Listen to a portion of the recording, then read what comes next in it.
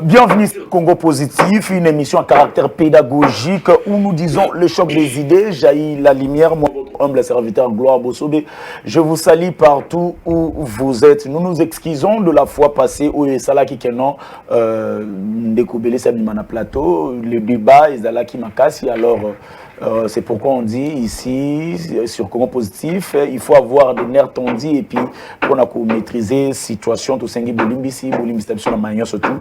Et les Kanaki, aujourd'hui, je ne suis pas seul sur ces plateaux, vous voyez le décor, il a changé. Le débat, il fallait qu'on quitte pour aller dans la source, qu'on ait des informations vraiment, population, à tout, naka, biso. Tant que analyse et ça la non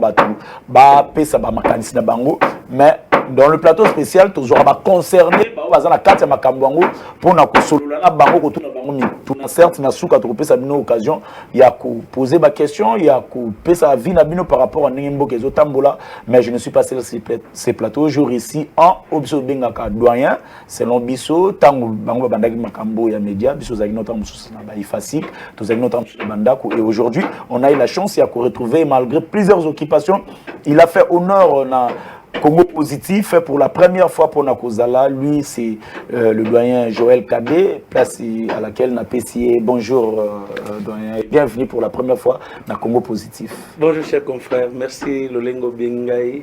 Merci, Mingi. Je m'excuse pour tous les rendez-vous manqués. Mais nous serons toujours là au service de notre peuple. En tout cas, je crois que non.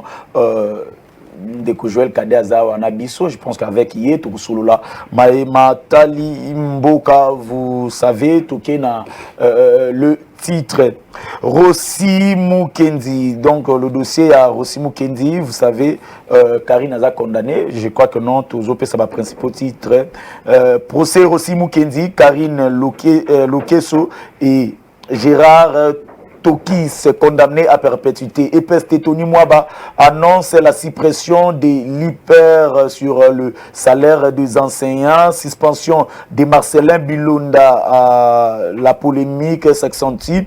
Voyage du chef de l'État au Kassai, beaucoup de bruit sur le propos du chef Oebi Maloba Mukozamboka Mupanzana Kassai. Ils ont notamment la polémique et belé. Je crois que nous on va analyser ça ici. Justice, le procureur poursuit Ferdinand Kambere pour tentative de meurtre. Dossier à Ferdinand Kambere, vous savez que Zalaki arrêté par rapport à dossier le cas qui bangona Ndekouana et Ndekouana qui a retiré plainte. La justice Arda Kabambi Ndekouana qui a retiré plainte, mais justice à Zolandela, je crois que nous avec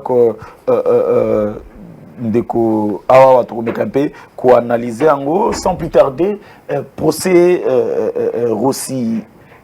Comment vous, quel commentaire faites-vous sur ça, Joël? Est-ce que les abats règlement des comptes on a pouvoir na bino komika ko traquer bat? Bon, d'abord naza na pouvoir naza journaliste. Je défends une ligne éditoriale, peut-être que peut sembler qu'on défendre le pouvoir, c'est normal que batu battre bien. C'est pas un problème, nous assumons. Mais j'ai eu deux sentiments à lobby. Sentiment moko il y a tristesse, un peu il y a satisfaction. Il y a tristesse de gloire. Peut-être vous l'avez dit dans votre introduction. Bozalakate. Rossi est mort presque à ma présence. Rossi est mort presque devant moi. Et avant que Rossi Akoufa, il avait déjà reçu les menaces. Avant, la major Karine là a menacé Kaye déjà. Bao Bazaï a téléphoné, il peut consulter. Il avait déjà été menacé. Parce que Rossi, il est mort de quelle manière? Il est azobima. Tant que Christ n'yon soba ko kima pona kota na temple na ndako nzambe. Il y a bimika pona ko kanga porte pour réduire degré. Il y a gaz lacrymogène. Tant que bimi pa betie lisasi à liboso. À résister, il y a mis balai. Mais maintenant, ce qui nous a manqué, il y a qu'à sauver parce que la police n'a major, à l'époque major. Mais comme récompense, Kabila Pessaé a maté grade parce que Babomaka Rossi. Peut-être les gens ne le savent pas. Donc, yo zala na quatre églises wana pendant que mon ami, je te dis que j'ai assisté au scénario. Parce que l'olenge kania kozwa corps ya Rossi comme mangwata dans un centre plus proche de ba on baza koluka bayiba corps ya Rossi bakenango balinga babwaka ngwapi toyebite parce que la mort de Rossi c'était prémédité.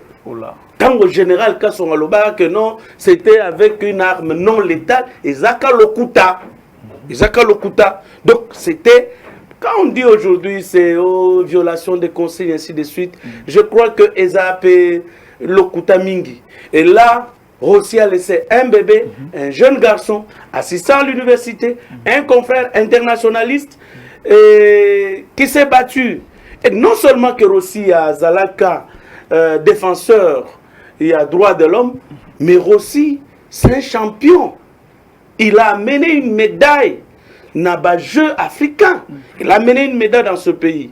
C'est ainsi que, d'un côté, j'avais un petit sentiment, il y a satisfaction personnel, au moins justice, un peu nous rendre un peu la vérité, mais de l'autre côté, on ne saura plus avoir cet homme, cette grosse intelligence qui aujourd'hui peut-être serait chef de travaux, à Kokaki Kosunga pour nous construire le Bokarabiso. Et même quand les gens disent qu'il faut azong ainsi de suite, les gens ne comprennent pas. Malgré nous, c'est ça comme la biso. Attends, Mokolomo côté Bokomona Kabila Bimi, soit pour la consoler famille. J'ai vu la dernière fois à théâtre au Massine à Kosala. Alors que immédiatement tango Karina Bomir aussi, Bamatisi est pété. Mais la décision à court et l'équipe en cas c'était est-ce que c'est là qui te dit que non pas ça y est ni pas condamné à perversité. Non écoutez, non il y a ceci assassinat. Vous savez le code pénal infraction ils ont déjà préétabli na ba peine nango ils ont déjà préétabli. Na par exemple meurtre comme c'est établi qu'il s'est agi d'un meurtre en principe la peine correspondante devrait être la peine capitale. Ça veut dire, balekise nenga soda, balekise babeti masasi, nasa de martyr, tomoni alandi pe Rossi. Mais l'olenge tozana moratoire, il y a peine capitale. La peine qui correspond actuellement, c'est l'emprisonnement, la servitude pénale à perpétuité.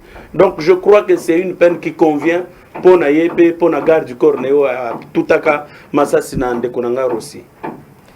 Maintenant, après l'Itouana, Dengue Salaki, Lit, Bino Yakokoma, Bino Yakboe, Naboe, Barossi, Bakei, Tunyo, surtout Ekomi Wana, Sima Yakokondane Karim. L'Itouana, qu'est-ce qu'on peut retenir de ça? On peut retenir que les lobes, Bakoloba, en paix.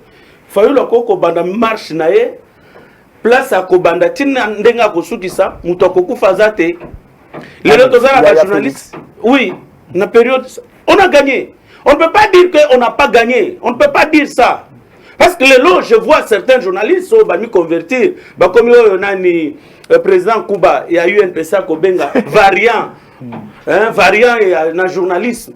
Donc mutoko koleka tie caméra ne liboso abandi kofinga omoni mutu azui fufu azui nini aleki na plateau abandi kofinga donc ko manquer ko benga Tshisekedi lolenga koki ko benga Chilombo ainsi de suite.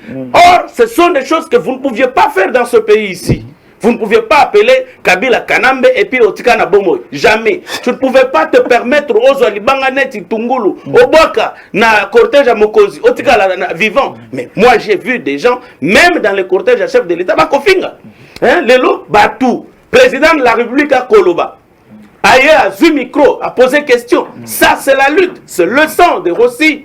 Et nous en avons gagné beaucoup. Parce qu'aujourd'hui, mon frère, Tosalibo nani namboka oh tuna Peter Tiani tuna bon Perolo Arabazaka na Babosha ainsi de suite tuna ba news zana ba na combat ba Pero bazala na ba bon bazana Babosha na Babosha oui Vanolia Biftek non s'il vous plaît je ne veux pas parler, c'est mon neveu, c'est mon ami, c'est mon copain, c'est mon intime et donc ça veut dire justement que nous voulons montrer que non, à l'époque, non, ça c'est pas ce que je veux dire. Je voudrais, son nom a glissé tout simplement, je voudrais citer le nom, il y a la lutte. Tant aux qui na lutte pour la libération. Je vous dis que au Kokozo en Ndakuboye, au Kouti 4, 3, Jeep liboso Ndakunao. Au Bengi Bana Mai, Babeti na Biso ya Bakuluna, vieux. Terrain miné, aux Zongi Boye, et tu peux passer 2 semaines en clandestinité. Balukayo. Otiki Mwasi Bepi, heureusement que Zamba Sunga Biso Tozo Basia bien. Il y a donc tu es en clandestinité, mais n'a kuno moyen au côté athée. Ezakaba comment mususu ceux qui batangelo yango au subi na bilamba. Mais tu comprends Caleb ceux qui batangelo au subi na bilamba. Mais lelo Kombo neti ya mbombo ya aner wana oyebi ko tukombo ya nouvel administrateur ya aner boto yebi ngota. Donc c'est juste pour vous dire que lutte wana ya Barossi, lutte wana ya ba Thérèse Kapangala, lutte wana ya Bangandu bonyo so bakufa, lutte ya nini ya ba. Je vous dis que chaque peuple a un sang martyr qui doit couler pour sauver les vivants. Ngana mitunaka na lobaka soki chebe ya kufagate. Mais les babis sont tous en bon moïté. Oh là. Mais je vous dis, ce babazana on a pas kufagate. C'est-à-dire il y a le sang et gloire. Heureusement que Zagamakila makasi. C'est pour vous dire que il ne faut jamais qu'on la bango bobo bango na vie. Parce que makila na bango est ganga ka fort. Tala depuis baboma chebe. Le lotolia toye ba kabila mutapesa ordre. Le lotolia toye ba ndenge ni makambo lekana. Mais le lotoye bi makambo ndenge zo lekana. Donc c'est juste pour vous dire que moi je ne peux pas dire que nous avons perdu. En tout cas nous avons gagné en beaucoup. En liberté d'expression, liberté de manifestation, les loyaux, bako koloba, bako kofinga. Donc, le chef de l'État est là, Moutounion Soko critiqué, et ça passe. En tout cas, je crois que non, Tozo Mata, si j'ai peine à ma casse, tu es en kuna likolo, tu bengi, maintenant qu'il y a un pouvoir, il y a ligne éditoriale, peut-être au lobby, que non, vous êtes journaliste, certes, vous êtes l'église au milieu du village, mais pouvoir où il y a Félix Tshisekedi, comment expliquer nous sommes partis des coups, blessures et puis directement toqué la tentative de meurtre au Bazoland de la Kambere.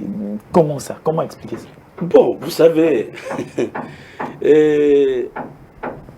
l'action publique, mon cause d'action publique à la ministère public. Les officiers du ministère public de mon cause d'action publique. Mais je suis ardent Azui Makofi.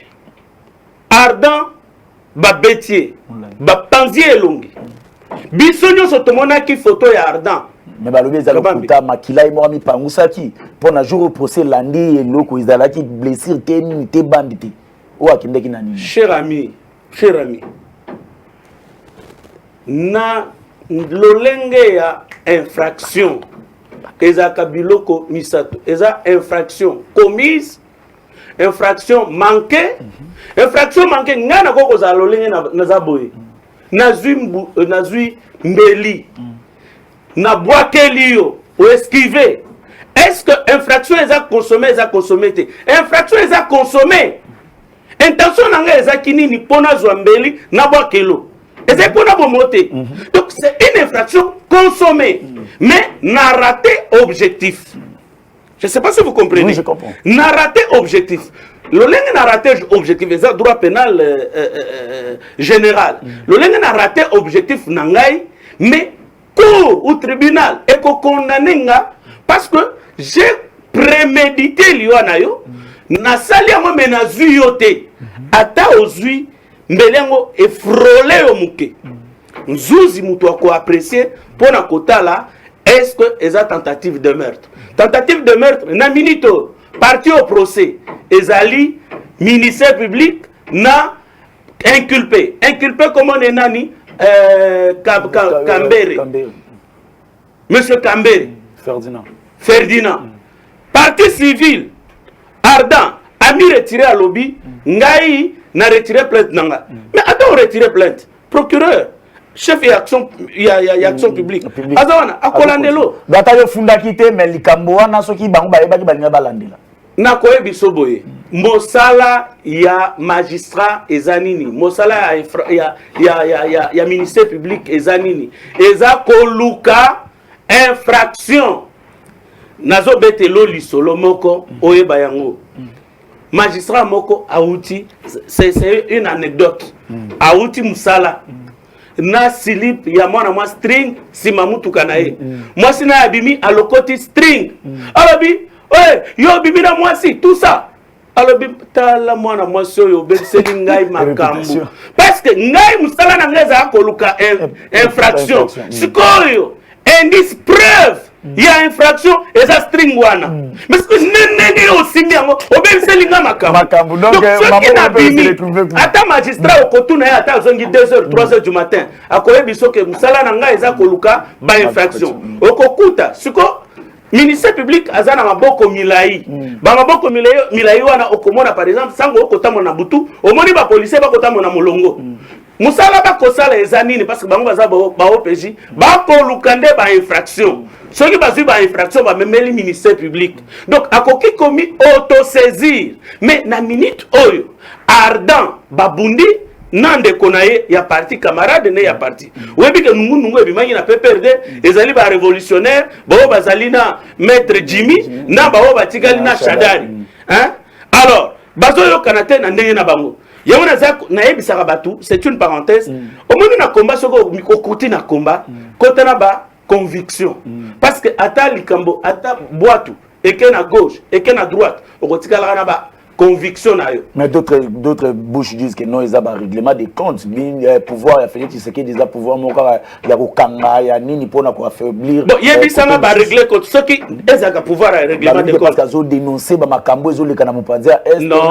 mon frère, s'il te plaît. S'il fallait compter les gens, il y a beaucoup de gens qui devraient être tués. Nabi va te belé. Ba kofinga na mboka o mi balandaka bangote.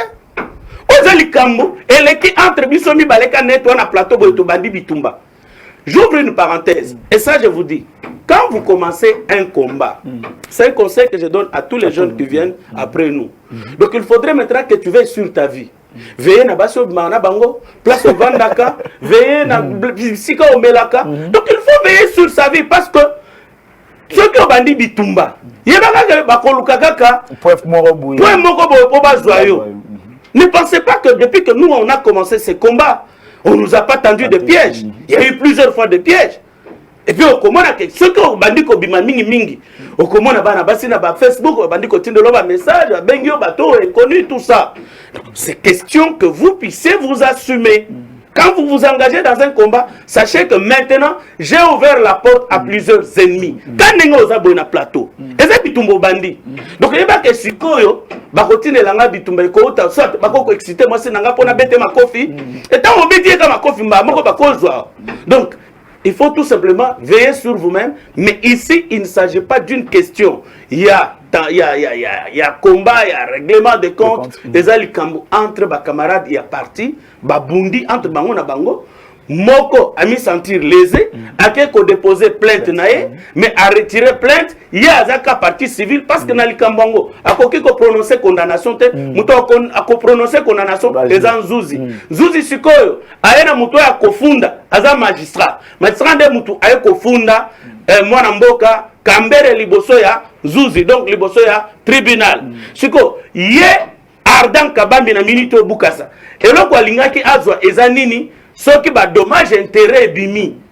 Lolenga azwa ki pota, lolenga ya prise en charge nae, nde eloko akokaki ko réclamer na tribunal. Mais à m'y retirer, moutoko condamné, et ça tribunal. Merci beaucoup. Je crois que non, Namoni m'a appelé Bandio Kota. Je vous ai dit que l'appel te retient en na souka. Ils ont un moment où on repère ça. Yo la nara émission. Ils ont un moment où on repère ça. Appel. Mais message, vous pouvez faire le message.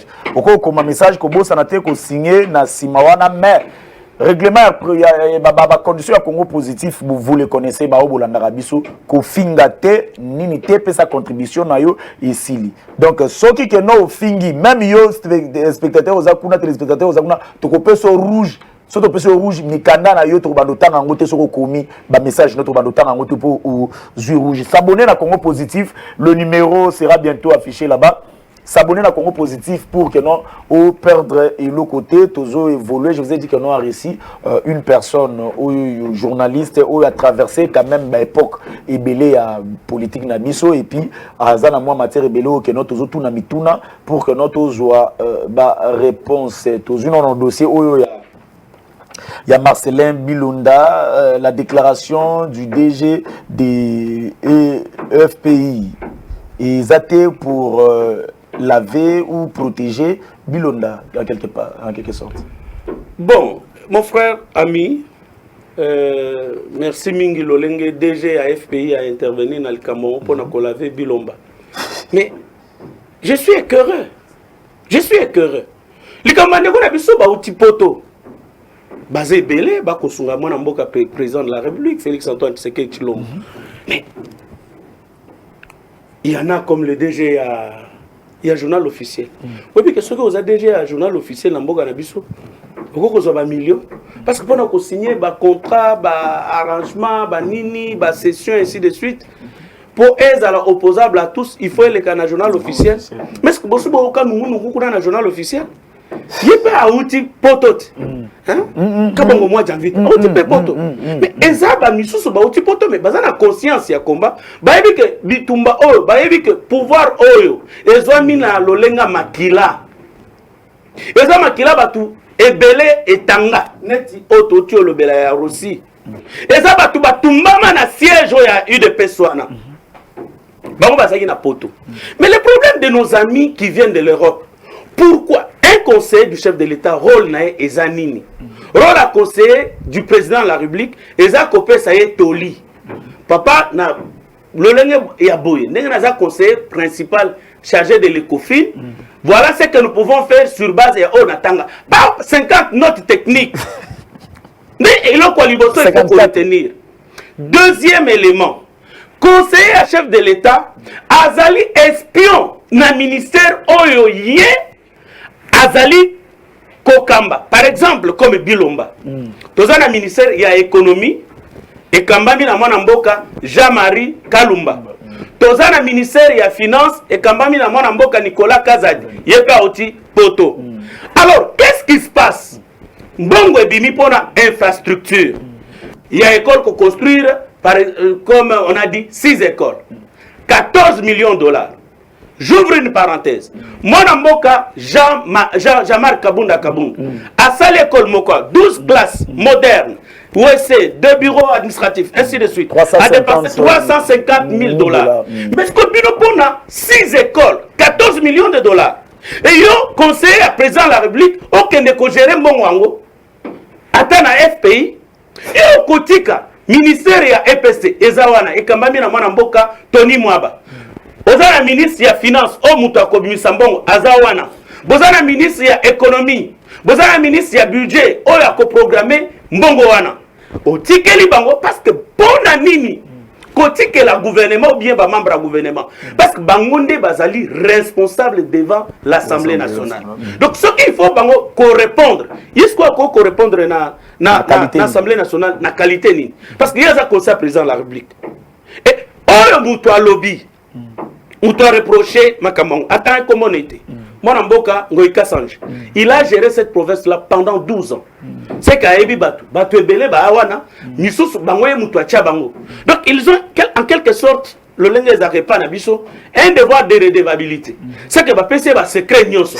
Donc, Nenga dénoncé, Wana, à Ebi Makamon, le Lengue Zali. Ce que Bilomba Bimi, a bandi ko finga Ngoïka Sange. Bilomba Bimi, a bandi ko finga Kabuya, a bandi ko finga Kabund. Ala kisake ya tanga. Est-ce que yoso mona aja kotanga na vie ezalaka? Ngai na université le na université après avoir fait les relations internationales que j'ai fini en 2001. Na zongi lisusu na ko sala droit. Mais na papa moko azana 65 ans. Azana ngai na deuxième graduat to leki na troisième graduat. Est-ce qu'il y a un âge pour les études? Donc c'est pour vous dire que bande kona biso baye bazaki na poto bazaki na ndako kolala te bazana bandako na baona poto et loko bazaki ko wele la mingi c'était d'abord s'enrichir hein Bazon Bongo d'abord, Batonga Bandaku, va préparer, comme il prépare pour aussi être élu en 2023, de Bakotaki Makambongo. Mais j'ai acclamé la décision, il y a hiérarchie, il y a UDPS, ne va suspendre Nanou. Mais que le FPI intervienne, je crois que l'affaire maintenant, comme il s'agit d'une clameur publique, le Lengue Bakangaki, caméra sur base d'une clameur publique, je crois qu'il appartient au procureur, au parquet, il y a Balandela Likambango, il n'y a que la justice qui peut le disculper ou qui peut l'inculper. Merci beaucoup. Il n'y a que la justice. Tokoti na kati pena ya Congo positif na bozindo déplace makambo bandaka vraiment to dindanan. Ndeko Joël Kade na début na yo ou lobili biso wa kenon il y a changement par rapport à Bitumba Barossi. Changement au lelo yo ezake non liberté d'expression pour preuve toujours ça l'émission awa ba débat ngi de Congo positif awa so ezaka na tango wana tulinga to mona tango so ba policier aner to nini mais débat le kaka o mona pe bato ba bimi muto bimi na l'aise amati jeep na e akei ozeli pe ti obengi akomaki bien là tu acclamer bin tu acclamer le président Félix Tshisekedi mais social il y a peuple. Bilan nini oyo pouvoir en place maintenant et qu'on peut présenter la population parce que nga bato ba benga rappel bato ba benga ce jour là awa na plateau je crois que bato pe ba benga ngebele après émission il y a des policiers des militaires qui appellent bazo regretter Kabila na plateau ya Congo positif. Je me suis dit mais où en sommes-nous pour que nos batou bakoma est-ce que période de Kabila na période de Tshisekedi tokolinga to vivre na période wapi si le plan social. Cher ami, toko bana na socialité to bana ni bandel Tshisekedi a commis le pouvoir Katumbi azaki na exil babotola qui est passeport nazo c'est Katumbi passeport ça ajoute quoi d'intérêt pour azaki non mais écoutez c'est un leader de la population. Frank Djonga azaki wapi Muyambo Kiasa azaki wapi Edi Kapenda azaki wapi à un moment donné il faudrait tant toko lobela makambo totali tozongi sima ata bolobi o to salinini. Mais écoutez, oyebi batu combien va confier dans l'assassinat ya Mzee Laurent Désiré Kabila parce que ne lelo azana poto azana exil maman Nelly asala nini oza penza na bureau boye babobi mokonzi na yo baye kozwa yo condamné à mort bakotso na boloko bazaki kozwa na soin de santé te bakufi combien colonel Kunda a confié à Condé à Tikaliboy. Même quand je vois mes frères Katangé parler, mais moi j'ai mal. J'ai vraiment mal. Et dit Kapen. Donc, n'est pas ça qui n'a prison. Tous les 50 condamnés à mort dans le dossier assassinat de Laurent Désiré Kabila. Bango ba qui droit na sointé. Oh. Je vous dis, mais colonel est dit abimi au ko kende pas né na ko komema o sobi olingi na ko zo na memo e pas né o solane o yeba lolenge kani bango ba moni passe na prison. Papa comment il s'appelle Bishop Koutino azalaki wapi Jomi Dongala azalaki wapi est-ce balinga babima soki Tshisekedi akota na pouvoir te qu'on se dise un peu certaines vérités ba Escadela Salomon Kalonda oh pendant lelo ako combattre pouvoir ya Tshisekedi ako besa batu na mbongo po ba combattre Tshisekedi na ba média azalaki na passeport na muto apesa ye passeport mais lelo bazonga est-ce qu'on ne peut pas reconnaître que ceux qui étaient condamnés à l'exil ba procès nyonso na ba poursuite contre Moïse Katumbi et kenda wapi qu'on se pose la question est-ce que Moïse a été lavé na dossier ya Stéléona. Est-ce qu'à son mandat, il y a Stoupis? Tout le monde dit Stoupis à côté de l'autre côté. Bon, on peut se dire, aujourd'hui, social. Social à population. Déplace Batou Bazoul. Qu'on soit dans Maurice Dalaki à Maramboua Chencha, na évité ce qu'on a dit émission, Batou Bazoua ni na plateau à Congo positif, le colo à Chencha. Batou ni Moutoumoussou, non, tout le monde a Chencha na réseaux sociaux. Bazo te kangwa, puis paie sa adresse. Et il y a qui na plateau. Nalandaki émission na bino. Nalandaki émission na bino. Est-ce qu'il y a des opérateurs économiques parce que les lois yebisanga na nini na secteur nini famille ya Kabila ezate. Bazana ba cimetière, makomi côté ka mabele pour okunda bato. Bazana côté Kampiodi, lelo bakoteka na tomate balandi na mama oyo ya wenze na pilipili bakoteka kota na ba alimentation na ba kota na ba supermarché na bango bakoteka na pondu na matembele na mini bazali na media bazangi wapi na hotellerie bazali okaki mwana mwaso akufaki na nini na mwanda eza na hotel na bango. Alors ces gens-là sont allés plus loin jusqu'à corrompre les députés ya Namibie. Je vous dis, vous pouvez mener vos enquêtes, vous pouvez aller chez le ministre Kalumba. Grevé c'est Zolang extra. Na lobby boy, ba opérateur politique, ba côté na économie. Ba na Namibie, ko corrompre ba député namibien pour ba loba que gouvernement na bango et permettre gouvernement ya Congo pour basa la pêche balo bambicité na espace maritime ya Namibie. Kala nyonso oyo Namibie on pêchait gratuitement dans les zones namibiennes. Mais bakoti sisiko bakoti ba inspecteur bakomi kotia quantité de ceux qui bolingi bo lo bambisi ba pesi bino période ba pesi bino na quantité ba tiena ba inspecteur ba tiena point batu batia eza banani eza kaka ba société o eza ko sala wa o etiaki monopole na importation ambisi et baza ko importer kaka bango moko société ngo yo yebi yango eza ko et puis na douane baza ko futa eloko te baza ko futa o CCT donc ceux qui biloko na bango e komika na frontière boye ba prélèvement d'urgence et pas tout qui bino awa akomi ko landa bino tili ba non mais abimaki awa na makolo na nini na mutuka papa akomaki tikunati. Donc c'est juste pour vous dire que batu bakomi na niveau ya motema mabe ata satana ako envier motema mabe ya ba opérateur politique congolais. C'est-à-dire balobi que soki ba congolais balié mbisi oyo Tshisekedi nde muto ko gagner. Pouvez-vous un peu vous rendre compte? Est-ce que Tshisekedi akokola la nzala na ndaku na ye? Atata bango bazaki na opposition. Est-ce que bakoka kola nzala na ndaku na bango? Est-ce que Tshisekedi attend la gratuité? Heureusement que tu as mis ça à l'ordre du jour. Est-ce que Bakolia Thompson wana Bakolia Thompson est abisso ba petit peuple. Bakolia Thompson est ayo. Mais les gens là pour na ba intérêt na bango. Est-ce que vous savez? C'est que to lo bana mukuse ke Thompson ngo ya na ngoti. Mon cher ami, Thompson est yaki. Yaki za wapi ete kama wapi? Ete kama ki. Ekote kama. Na moni batu basali ba théâtre. Na moni Moïse asali théâtre ya kozwa Bambisi, Amikangi Azana Bambisi, il confond la pêche artisanale na pêche industrielle. Papa, pour nous ça la pêche industrielle, il faut bozalana ba centrale hydroélectrique. C'est-à-dire bozalana ba centrale, oyo ekoki ko alimenter pour que bozalana froid. Bozalana chaîne de froid. Bozalana ba dépôt ya froid. Donc pour nous pêcher par exemple la Mwanda kuna, il faudrait que kuna parce que les poissons, batona baza mystique. Comment expliquer? Biso a tozana lac le plus poissonné à Mondawa wana pas na biswa.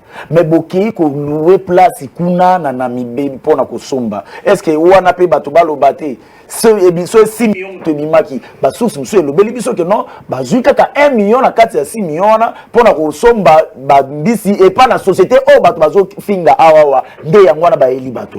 Webi mabe ya congolais. Mabe ya congolais za nini? Nyonsologie. Donc, Moutou, nous akoki koloba dans n'importe quel domaine, sans expertise. Et puis, ma question, Moussoussou, et puis, ça va journaliste, Moussoussou, neti bazoba. Excusez-moi, passez-moi le mot. Non, passez-moi le mot. Parce que on confond un problème d'ordre structurel avec un problème d'ordre ponctuel.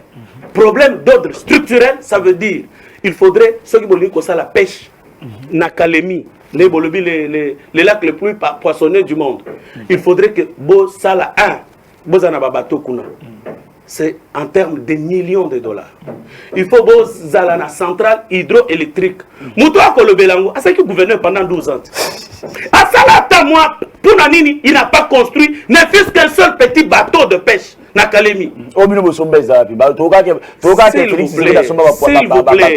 S'il vous plaît. En dehors, il y a bateau de pêche. Il faudrait Bozalana, chaîne ya froid. Bozaba dépôt frigorifique. Bisikango. Et Bozalana voie d'évacuation. Les loyaux, moi, quand on a vu toko mona passé pour na coliata. Parce que les endroits où il y a production, tout ce qui nous manque, ce sont les voies d'évacuation. Pour que la biloko kolia, bisika ngo ba ko produire ngo, comme mango na ba zone de consommation. Non, là vous avez raison. Bambi sezo kufa. Ba masango ekopola na mweka. Alors que batu ba kufa zala. Ba masango ekopola. Mais on n'a pas de route. Kabila la kakibiso banzela awa. Nzela ngo ezabe. Yibisanga nzela moko Kabila sala andore ya oba surfacturation ya boulevard du 30 juin au kutuba buka nyonso. Dans peu de temps, oh ya mbula, il faut maïtonda. Et ça la fleuve. Bypass, ça la peut bypass. Na mona bypass ça n'est pas fort. Kendo tu n'a pris. Kendo tu n'a pris. Bato ba signé ba contrat ya chinois. Ba kota ensemble les lots. C'est juste pour vous dire que, chers amis, il y a des gens qui ne réfléchissent pas. Le problème que nous avons dans ce pays, moi, je crois que tu vas y revenir. C'est dont on avait besoin dans 5 ans. C'est le patriarche Kibambi Shintoa. Je vais vous donner la vidéo après. Qui pose la question au patriarche Kengo Wadondo, candidat à l'élection présidentielle en 2011. Et là, on y a dans 5 ans qui suivent. Alors, bien, là, est athée. Parce que l'État a coexisté. Et là, Liboso, ils allaient restaurer l'État. Pourquoi? Parce qu'à Tambolinette Diogène, à comment on a l'État. D'abord, la première chose, c'est rétablir l'État. L'État n'existe pas. Notre armée est infiltrée. Écoutez-moi, écoutez-moi. Ce pays ici, depuis 96, d'abord, depuis 88, na monaki batindela nga ba image moko, baza déjà koué la foula. Ça dit mboke koufi le loté. À l'époque quoi? Mboke koufi le loté. Mobutu abomi mboka oyo. Kabila ya kundi yango. Lelo Tshisekedi ya ko sekusango. Te babike Kabila bomi, Félix Ndazo. Non, s'il vous plaît. Mobutu ba image tende ko mais yo tali ba image à 88 te. Te ba image ozo bimasa. Yo tali ba image Félix Kabila bomi. Félix a timoni lulu na batone ba uti poto. Bazo kunda ngo. Je vais vous expliquer. Je vais vous expliquer. Cher ami, mboke kufa depuis 1980. Tango monaki ba papa wana 13 parlementaires, ba telemeli Mobutu. Balobi mboke kufi. Nde place wana azui armée nyonso alongoli batu mususu atiki bangwandi. Et s'il vous plaît, je vous donne les faits. Vous pouvez les vérifier, vous êtes journaliste. Atiki, et pendant ce temps, Atiki armée Nabiso dans la faiblesse et dans la fragilité la plus totale. Et par conséquent, nous pouvions être attaqués par n'importe quel petit pays et il allait nous engloutir. Et qu'est-ce qui va se passer? Pendant ce moment-là, le Rwanda, l'Ouganda et le Burundi va préparer guerre na bango, va sali armée, va former batu, va profiter na conflit aux anabana tout siawa, va luki mutu nini, oya koki ko porter étendard, il y a eza la rébellion. Bake koluka mwana mboka mzee Laurent Désiré Kabila na Tanzanie. Makamba ya bitumba elungwa qui est déjà na mutu. Akomaki na un trafic de l'or. Yena ba papa Kazadi Nyembwe, baza vivant. Je vous donne les faits et je vous donne les individus. Ba bandi, ba memiye. Paul Kagame alobi aza kota la kali koloboye. Kagame ebaki ete. Ba expliquer ndeba koti bazwa Bukavu, bazwa Goma sans que toyeba eza banani. Baza kolobate ba tutsi. Ndesi matoyo komona Kabila bimi. Pendant ce temps, un général de l'armée rwandaise a Kambi Mikumba ti ana kisasa. Parce que ba soda na biso bazaki lisuko bundate. Babundaka kawa na kenge. Nde place babundaka. A combien ba infiltrer armée na biso, ba infiltrer aner na biso, ba infiltrer demiap na biso, ba matiti le kolo va gérer armée. Système immunitaire na biso nyonso babomi. Ça veut dire l'olenge balobaka pona sida. C'est-à-dire sida soki ekoti na nzoto no. Sida ebomaka mutute. Sida ebomaka mutute. Sida et détruisaka nde ba dini ba système ba globule rouge oye kombataka armée ya corps na yo. Soki sikoyo armée wana ba bomi yango ba bomi yango nde eloko ebomaka ezaka psychote fièvre typhoïde ezaka tuberculose ezaka ba maladie mususu parce que système immunitaire non ezal sous ma capacité. C'est la même chose. Laissez-moi pardon donnez-moi. Deuxième élément. Rwanda, Burundi, Ouganda baokani na régime ya Joseph Kabila pour que la frontière ezala ya kofongwama. Ba exploiter ba minerai par fraude en faveur ya Rwanda, Burundi, Uganda. Kende lelo na Uganda, Burundi, Rwanda komona ba raffinerie ya or, ba raffinerie ya biloko nyonso ezaka kanzinga zinga. Mais pas na biso bazoya ka kotoka kokena onkuna. Troisième élément, mission Kabila wazwaka na mboka oyo. Troisième élément, ezali ko rendre ko enrichir ba pays wana. Quatrième élément, ezalaki ko accorder nationalité na muto nyonso. Ce que vous avez par exemple Mongo, il y a Centrafrique, au Komika Namboka, vous avez droit à la nationalité congolaise. Ce que vous avez Tchokwe, il y a Angola. Ce que vous avez parce que tribu Nabino, et ça na Congo, en 1960, au cause de la nationalité, il y a Congo. Ce que vous avez est-ce que vous avez un droit de réponse dans le Congo positif? Mon cher ami, moi je vous donne les faits historiques vérifiables. Dans la loi sur la nationalité en 2004 et lobby boye.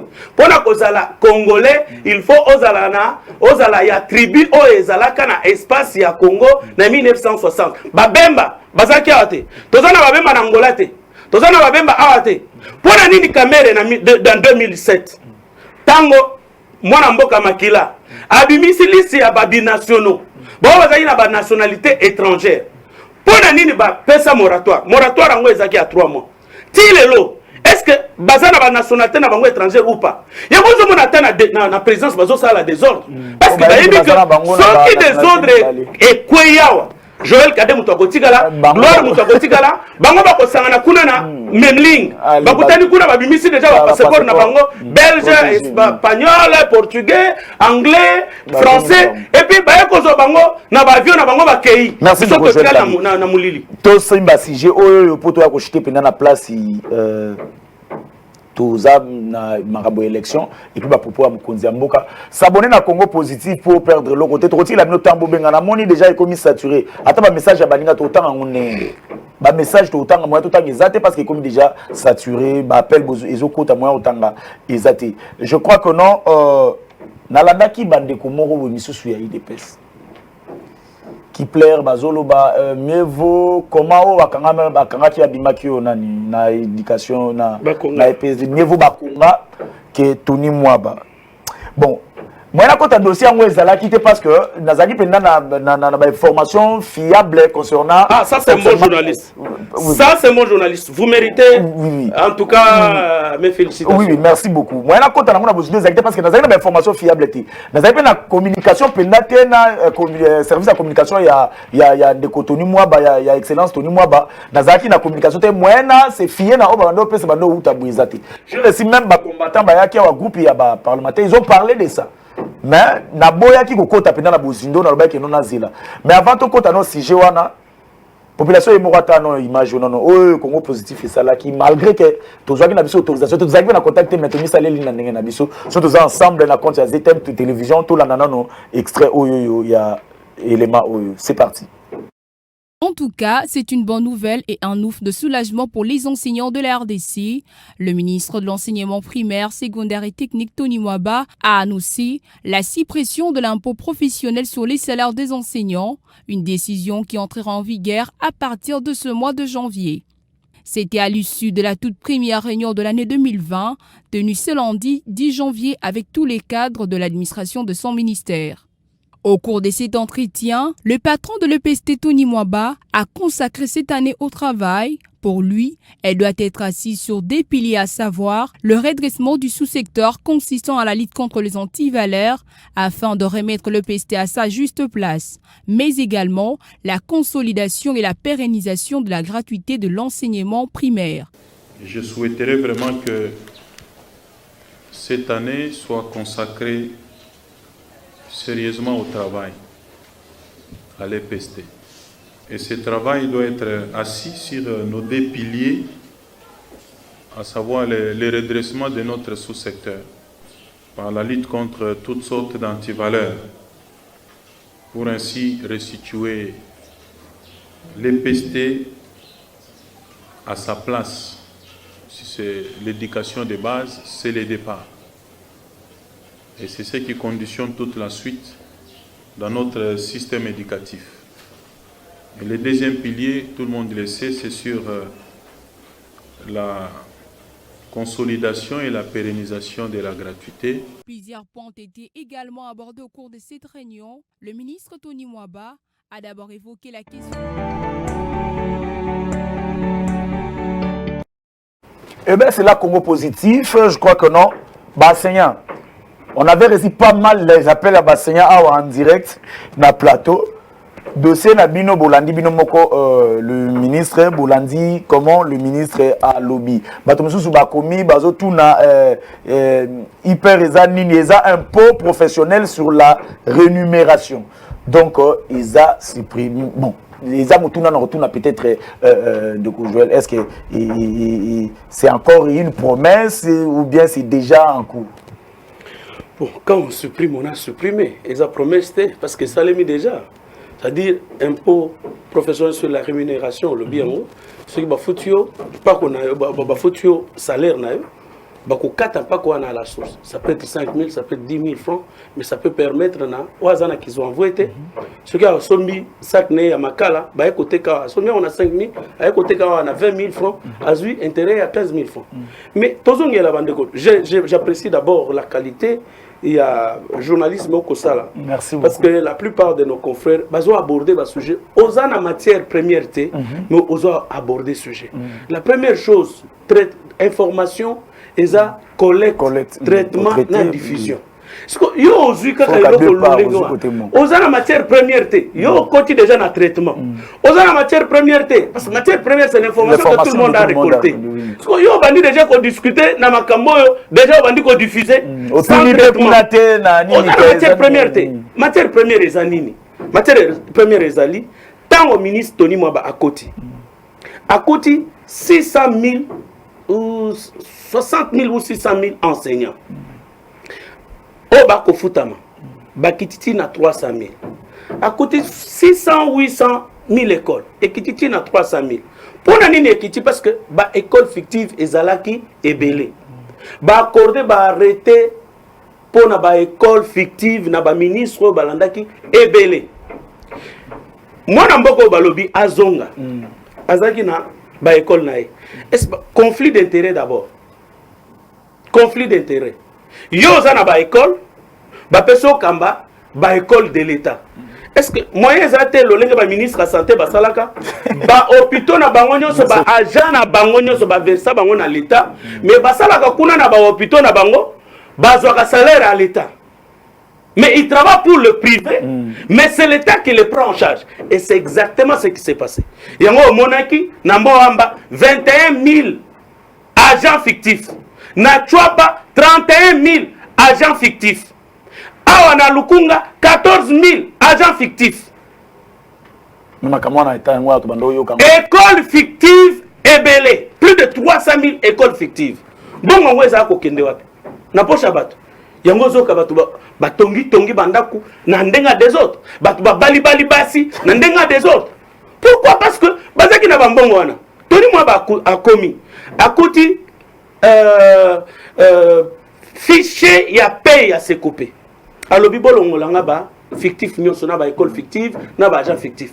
A gagné mo mbongo muke. A bakisi 20 000 na prime à brousse. D'abord prime à fonctionnement. A bakisi 20 000 na ba école nyonso.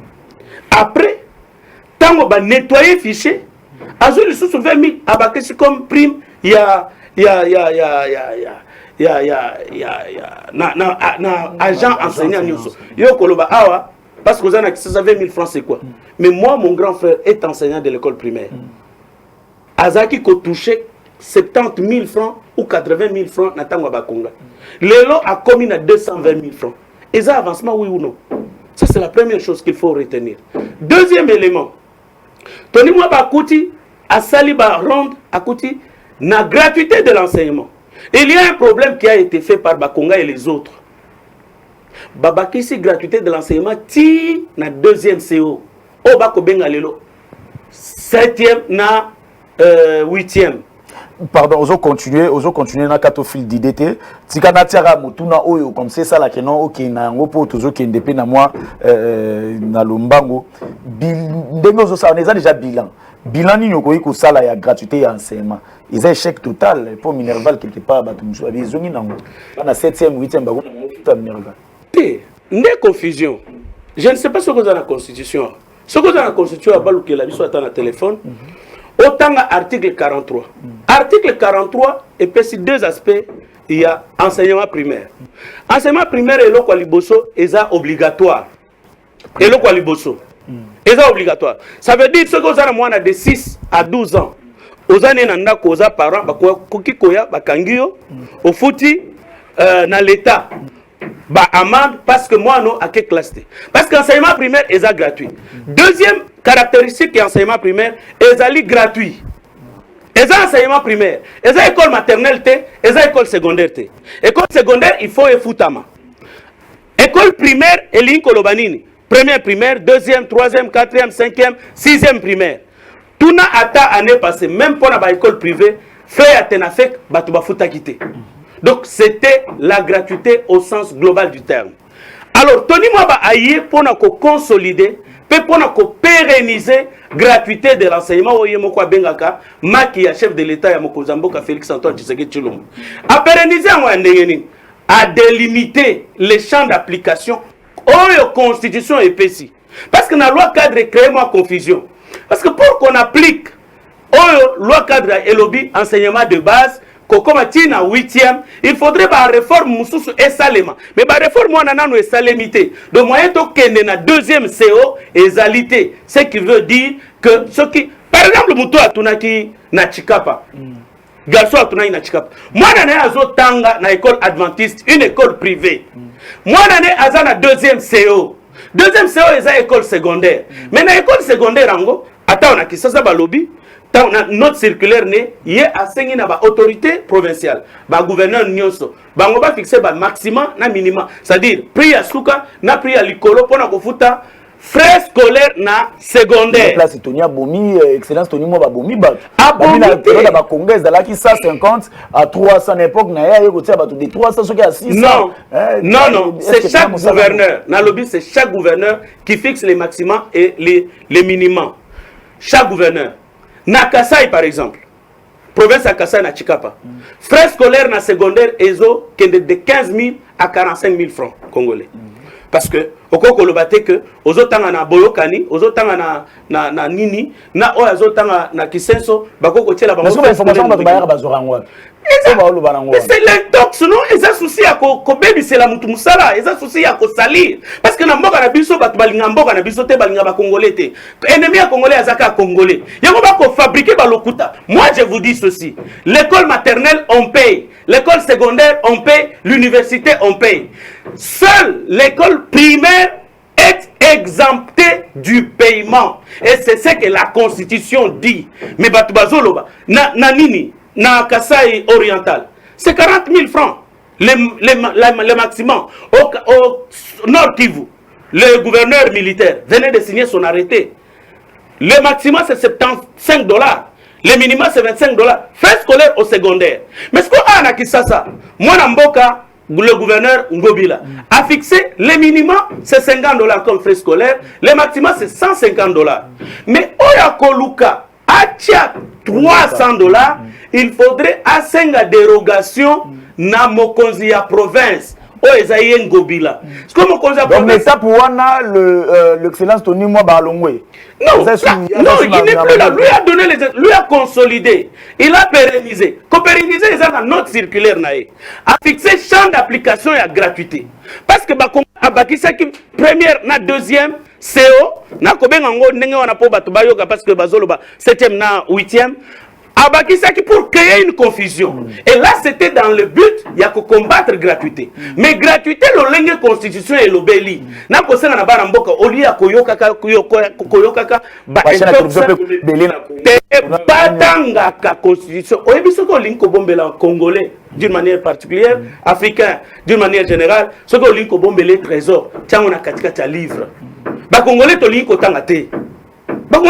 Constitution na biso moko tota ozamu panzisango ou meli na kati ya nini bisi pe na ofungula no téléphone bozo benga pona mituna na bino bozala à l'aise yo ozamu panzisango leki na nini différence ni toko ko sala entre gestion ya Willy Bakonga na gestion ya Ndeko Tony Mwaba ndenge yo en tant que mopanzi sango omoni la makambo lelo se copé okoko za l'enseignant oyebi oko toucher mbono na banque nini donc okoke ko consulter fiche no partout place nyo sozali okoko za lelo déjà ba ban ba bandi ko pesa na ba école pour na ko désengorger ba école parce que un deuxième obstacle je vais vous donner d'abord pourquoi ba appliquer qui gratuité depuis 2006 oyo construisa promulgué balobaka il faut pas construire ba nouvelles écoles okaka na gouvernement il y a Papa Gizenga il y a Muzito il y a Matata il fallait pas construire 1000 écoles chaque année mais 1000 écoles en Guézawapi il y a 1000 écoles ata pas mon côté depuis moko loko ba ba gratuité na mizo simba te yango wana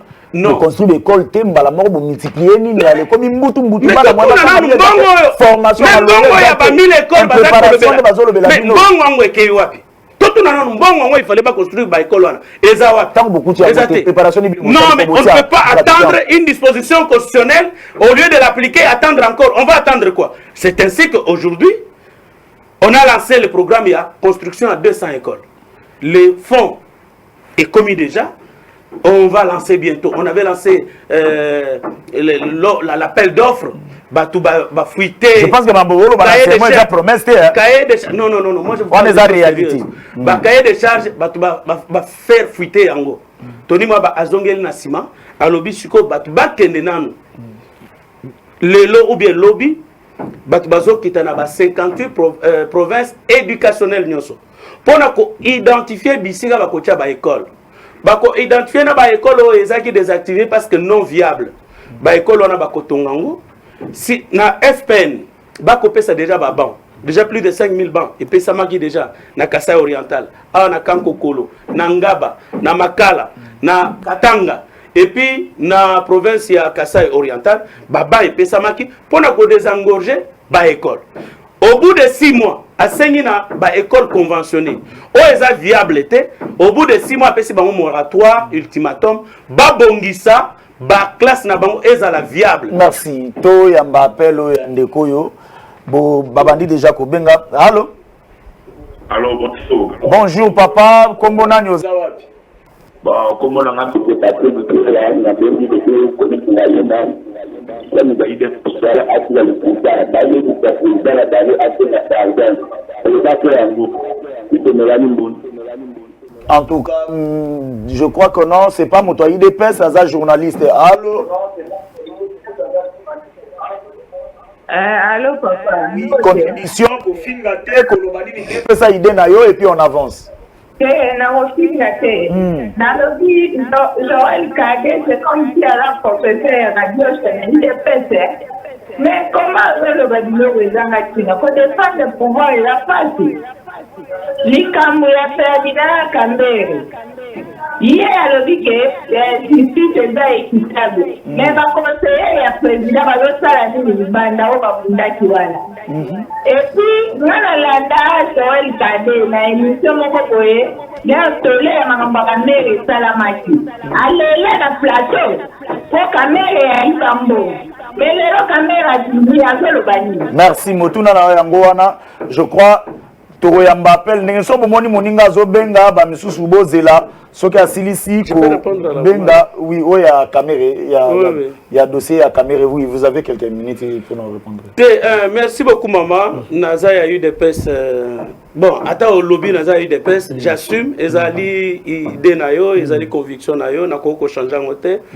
Nalelaka na plateau peut-être bato baye bagaté nalelaka parce que moi na mboko tozaki ne azaki koloba makambo ezaki kosuye mémoire ya papa na bango ezaka parce que bakanga caméra te mais caméra culpabilité ne ezaki établi na premier degré na deuxième degré donc na appel na cour de cassation esambisaka mutu lisu te cour de cassation etalaka likambo soki ba respecta qui forme donc ekozongela sima lisu te donc par rapport ya likambo caméra nazo satisfait nanga lolenge ba condamna ye lelo ba biloko ne ebele ezali saisi mais soki mutu azobela convention na biso nani régime pénitentiaire na biso et boyeli mutu kozwa ba soin libanda te ba conseil président soki ba libanda ngana nzuzité et puis na ebiso te que justice na biso eza équitable mais na makambo akambere na ebiso boye parti na procès ezaka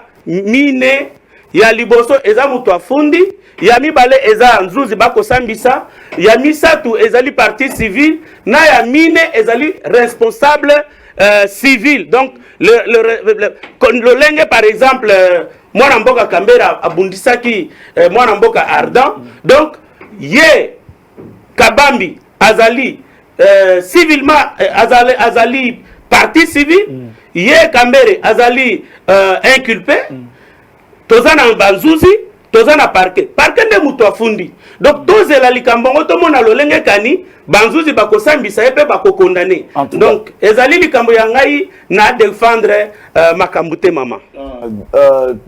Mais na ko yamba appel ngini bozobenga bino so tout à chaque na moment moko totanga pe message moko poto ko presque na suka déjà émission na biso simalanga journal ezali bonjour Ndeko Gloire Congo Positif, nous aimons bien ta manière ya kosala et puis merci ndenge komi ko bengela biso ba invité spécial ya boyende malamu. Félicitations à Ndeko Joël Kade lit na ye ti lelo yo tozomo na mbuma. Mais pourquoi pas un jour ministre et média? Oana iza mutuna te iza ba merci beaucoup ba compliment enfin félicitations. Oh là nako ya appel à Souka et puis to qui c'est émission. Allô allô allô allô bonjour Ndeko komona no bengi wapi? Merci olobi nini papa? Concernant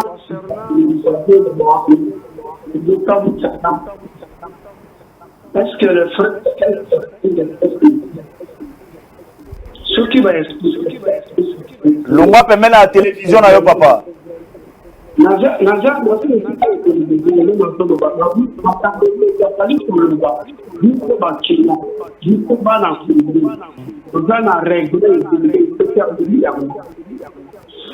enseignement entre le ministre sortant et le ministre sortant.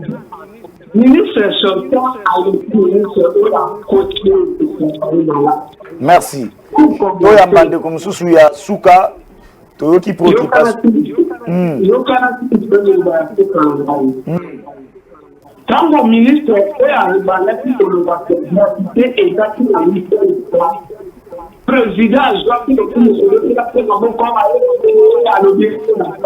merci.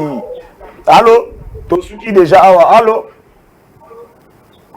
Joël Kade a le dit que ça tout bien fait ça va on a pas plateau pour pas défendre. C'est que il peut encore on parle de défendre le pouvoir.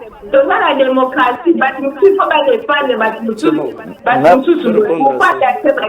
merci beaucoup. Je crois que non les appels ma message des oko tu connais déjà presque la suite émission la biso au répondre ma question ya ba préoccupation ya bateau mais au répondre ba préoccupation ya bateau yo et puis na suka au PC concernant l'élection. Qu'est-ce que vous pensez de l'élection 2023? On a une minute et vous allez non c'est comme déjà dans ce cas monsieur ici ngai mama soki olandi komba nanga nazala ba conviction nanga ezaka moko depuis na banda natikala kozala mutu ya mutu te bato ya bato boyebi bango nga natikala kozala mutu ya mutu te donc na défendre ba conviction nanga idéal nazala nango Congo na biso ezonga état de droit, c'est tout ce dont j'ai besoin. Mutu na mutu azane sikanae. Mais j'aimerais revenir sur la gratuité. Chers frères, chers compatriotes. Na sengi na yo boye. Yo kende kaka otanga constitution de ko azana commune à Kinshasa. Tanga constitution article 43, ba ko biso champ d'application ya gratuité. Mais pardon, je voudrais revenir parce que lobaki on a ibandeli na maloba ya mokonza mboka. O alobaki na nini na Kasai. Na sina lobelaki ke mboka pinza izaya kokufa Tshisekedi ya kosekisa yango. Ya mibale. Tshisekedi alobi na Mbujima, je ne sais pas où akabe ya Kamanga, Macha Mumene. Batu ba kolobela. Macha Mumene, quand on dit Macha Mumene pour na bao baloba Chiluba, ça veut dire les sang de mes gencives. Parti na komela, mususu na kobwaka. Ça implique deux choses. Il y a liboso, il y a pardon. Ça veut dire ata osalelinga mabendenge nini na kolimbiso moyena bwaka ozate parce que oza makila na ngai na komela moko musu na kobwaka. Deuxième partie eza résignation. Bon nandimi kaka ata na yakite ata bakambo ezokende te ata toswani toyokana kaka. Donc ce n'est pas un problème de tribalisme. Ce n'est pas mon frère Mike Moukebaï qui ne parle même pas les Chiluba, qui ne connaît pas les Chiluba, qui n'a jamais été au Kassai pendant 6 mois, qui peut expliquer ça au nom de certains intérêts politiques. Merci. Donc, ces propos-là, ça peut porter à confusion pour Nabaoka Balingi. D'ailleurs, quand le chef de l'État dit Mboka ese Koufi et loko akobomalisu ezate. Mais le but est ce qu'on bongisa. Mais il faudrait qu'on suive le message Tina Soukate. J'ai entendu un petit portron là dire que non, Bakosé chef de l'État baloba abanda kolobate. Kolobate akoyoka ete parce que vous voulez l'entendre dans votre langue. Même à ta français yango batwebele et loko penze kolukape babindondo eza qui nous attend koloba français nanga villageois. J'ai aimé mon mboka baba baswe tango lobby mboka c'est Koufi ya comprendre le lenga ba kinois mais biso ba villageois. Voilà ce que nous pouvons. Merci beaucoup, mon Amboka Joël Kadé, à vous disposer. Tant malgré plusieurs occupations pour couper sa Congo positif, présence pour la première fois à Topesio. Merci, Pématon. Merci, Congo positif. Je crois qu'il faudrait que Total à ma camion se jette. Oui, c'est ça. On analyse. Le Congo n'a pas que de mal. Le Congo, il y a beaucoup de positivité. Et ça, j'étais avec mes amis suisses. Baye Batali Goma. Batali Beni, Batali ba montagne wana. Non, ça c'est une Suisse en pleine Europe, en RDC. Tout ça na climat bato na bakobima na bamboka na bango bazo kovanda wepa na biso. Donc total la kola ki sakaka makambo ya mabe ya mboka na biso. La moni Congo positif. Ya elengi, ya makasi. D'ailleurs, na lobaka même na domaine ya journalisme. Radio Okapi et mama journaliste ya libanda ata mon côté. Mais batia bango na condition, baza ba meilleur. Bakasongo mwema yamba. Bakabulo mwana kabulo na RFI pona nini ezaka bango. Ba passer en ligodi. Mais ça ba congolais. Mais regardez quand on met un congolais dans les meilleures conditions, c'est dont il est capable de produire. J'aimerais un peu qu'on parle du bien de chez nous. C'est pourquoi moi j'ai fait la promotion. Il y a Congo positif. Merci beaucoup. Université à Lubumbashi, Université à Kinshasa. Et M. Libiso, professeur à Mindene. Merci beaucoup. Qui s'appelle Bissika Moussoussou. Donc total à Makamolo. Congo positif. Merci beaucoup. Je crois que non. Merci Nababa Hollanda. S'abonner à la chaîne pour rater le côté de Koutani prochainement. Merci na Baonyo surtout. Les invités spéciaux place Nabino Angoyo débat Tozon à l'homme Tozana débat. N'a annoncé sous invité parce que Bakoma Koyi ba invité ce qu'on annoncer le lobby Monier ba bengi place Tokutani prochainement. Ciao.